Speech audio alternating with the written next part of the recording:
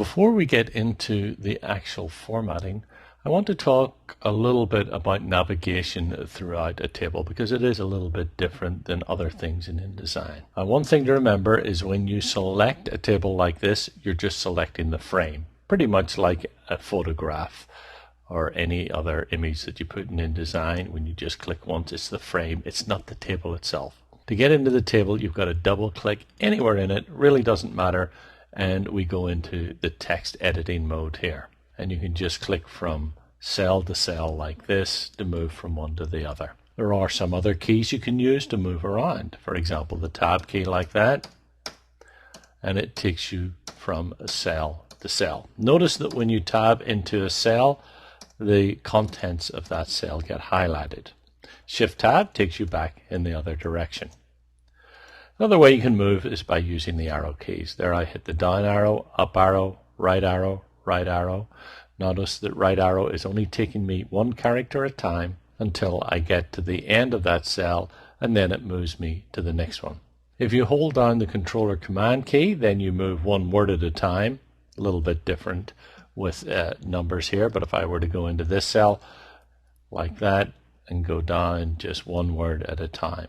However, when you get to the end, you hold down controller command and hit the right arrow or any of the other arrows, nothing really happens unless you hit the up arrow, which takes you to the top.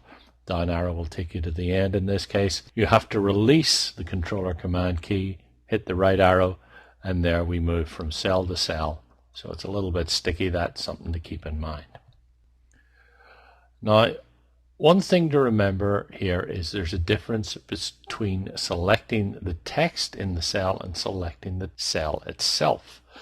Important difference here. So let me just scroll back here.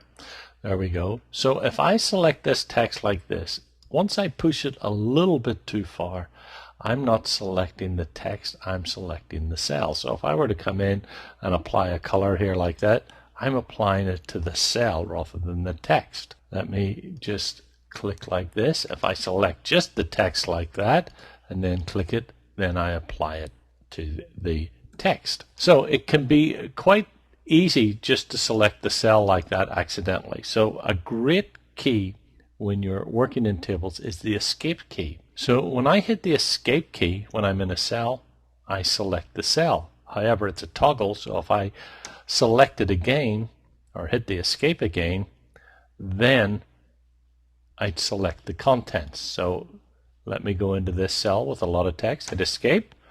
I've got the cell selected, hit escape again. I've got the content selected. So a little toggle with escape key like that, very useful key for selecting. Now if you want to select multiple cells or the contents of them, you can select them like this. Press and drag, pretty straightforward. You can come in rows, columns, or both like that. Press and drag, no problem there.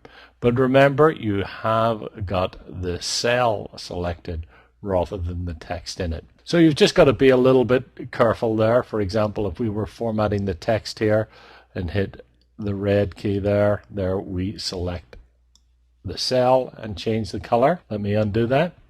However, in this case, as we saw with normal frames, if you want to select and format the text, you have to select all these cells, but come over, click on the text icon, then apply this, and their content is formatted. Let me undo that and get back to where we started. Now, if you want to select entire rows or columns, you come to the side. Notice how the arrow is changing. Just click, and there's a column selected. Click, press and drag like that to select another one. If we want to select rows, same principle. Or you can come up again, press and drag to select multiple ones. Same principle with rows. And remember that if you want to select the entire table, as we've seen before, you come up to the top left-hand corner, click like that, and the entire table is selected. So that's the basis of selecting. There are a few more things that we may come across as we go through, but if you know those selection and movement tools throughout the table, you'll be in good shape.